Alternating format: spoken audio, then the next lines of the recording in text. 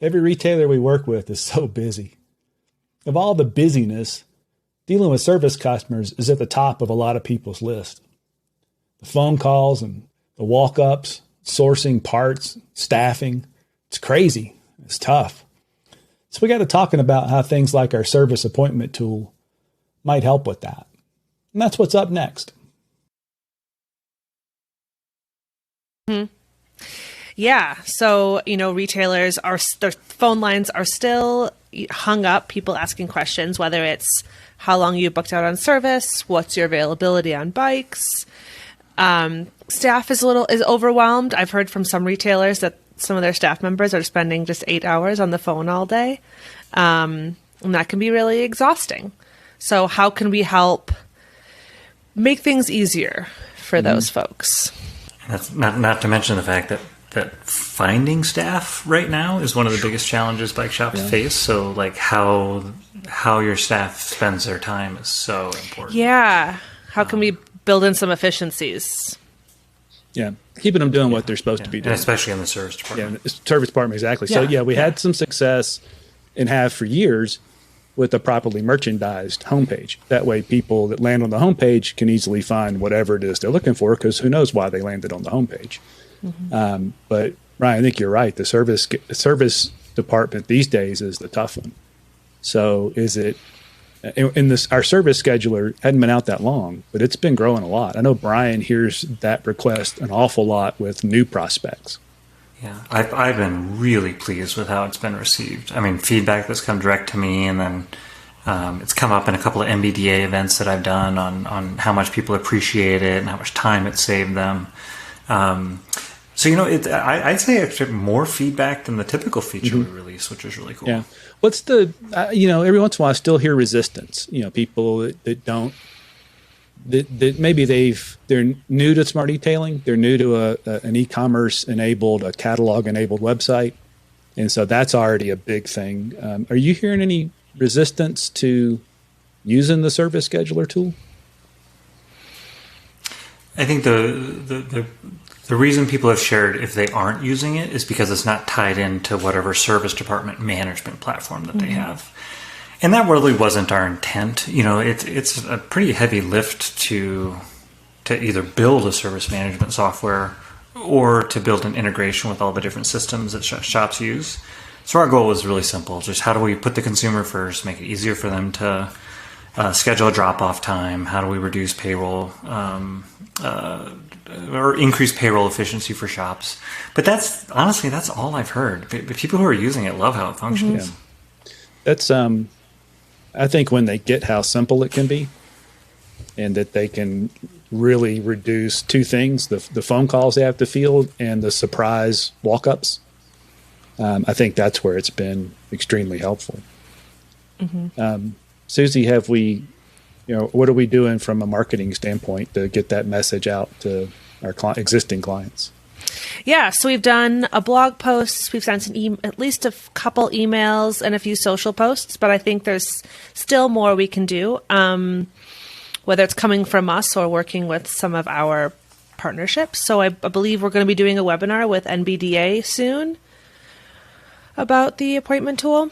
And so I think that'll be another great way to kind of, especially, I think there'll be a space for retailer questions as well. They'll be submitting some questions. So that'll be nice. Before the webinar or during it, live during? I believe before. Is that how that, I haven't been involved with one just yet. Yeah, Heather's really good about getting questions before the webinar or roundtable. I forget what I did last week. Oh, podcast. That's what it was. There were a lot of questions that came in. Yeah. Obviously, like the retailer is kind of the center of the smart detailing universe, but you both know that the way we feel we can best serve the retailer is to look through to the consumer. And that's really the center of this whole feature is like, how do we meet the consumer where they want to be? And there's really just a couple of things converging here. I mean, so obviously, time is a resource, and it's a scarce resource. And so people really like the convenience of just scheduling a drop-off time, being able to put it on their calendar, know that they're going to walk in, they don't have to wait in line, They can hand the bike over. They can just be much more efficient about their day. But then back to the waiting in line piece, that's the other one. Like even as, obviously the public health situation is improving, it's still going to be a while before people really want to hang out in a line. Especially, bike shops don't have a ton of space in them. And so I think that's a really important thing I'd like retailers to remember. Efficient use of every resource. I think it's also just, this is how a lot of people want to engage with businesses and your services these days. That's how I booked my haircut, was online. I need to get my yearly checkup at my doctor, but I'm putting it off because I can't do it online. I have to pick up the phone and call them, and that takes a lot of work.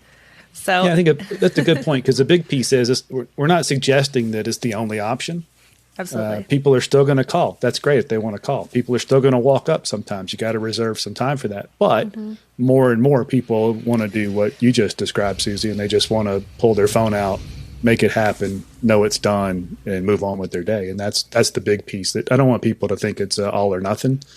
It's just an incremental difference that can help them make sure the staff's doing the right thing at the right time, and they give the right customer experience when people do come in for service.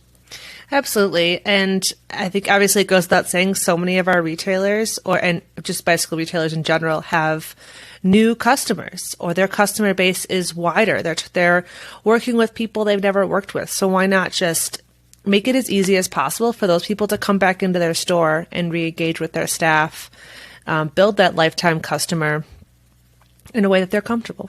So. Yeah. I have to say too that I call a lot of, as I know, Ryan, you do too. I call a lot of stores across the country every week. I can hear they're struggling. Some of those experiences are not as good as you probably really want them to be on the phone. So maybe if we can take some pressure off, then the people that do call don't get the feeling that, oh goodness, maybe they're too busy for me, because they're just so stressed. You can hear it in their voices. Have you heard that a few times? Maybe the less than optimum answering of the phone. Absolutely, yeah. You can feel the stress, and yeah, no customer wants to feel that. So, I think the best retailers realize that they're in the hospitality business. Boy, when you're spread as thin as a bike shop is right now, it's really hard to have that smile on your face every time you answer the phone. And so, yeah, it definitely kind of maybe improves the likelihood that a customer will come in if they don't have the chance of encountering kind of that weird vibe. Yeah. If we had an up next tough love moment, I think the first one on my mind would be just that. You really got to get people to answer the phone in a welcoming, smile on your face kind of way. Because the customers, they have a little less choice right now, just because there's limited inventory, there's limited space for service, there's limited everything. But still, they're not going to come someplace they don't feel welcome. Going back to what you said earlier, we always have to avoid all or nothing thinking, and you kind of described a spectrum of customers will choose to act one way or another.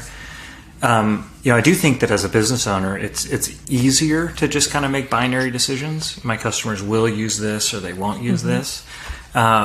But that benefit of putting the customer first and presenting choices, I think, is the right way to think about something like the service scheduling tool. Yeah, I think there can be a little bit of friction around learning something new, even if it's relatively simple.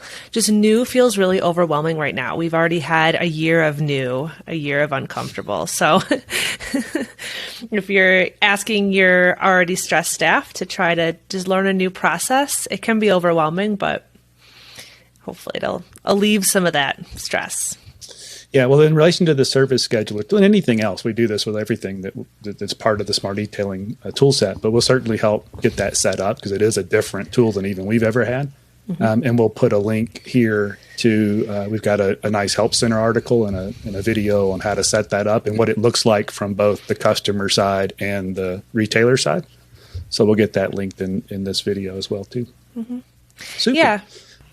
Go Mostly ahead, if there's, if you're a multi-location retailer and you're looking for ways to promote certain locations, you're looking for ways to creatively use this new tool, we can also help with that.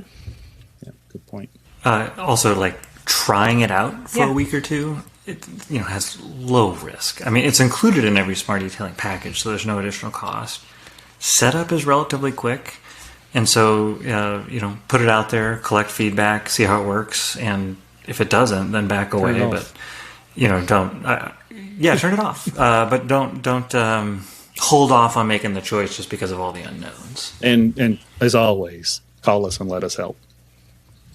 Awesome. This was fun. Yeah. We will, I'll get that put together. We'll include the link to the help center. It'll be good. And thanks for checking in, and we'll circle up later and see what's up next. Cool. Thanks. Wonderful. Bye. Good to see you both.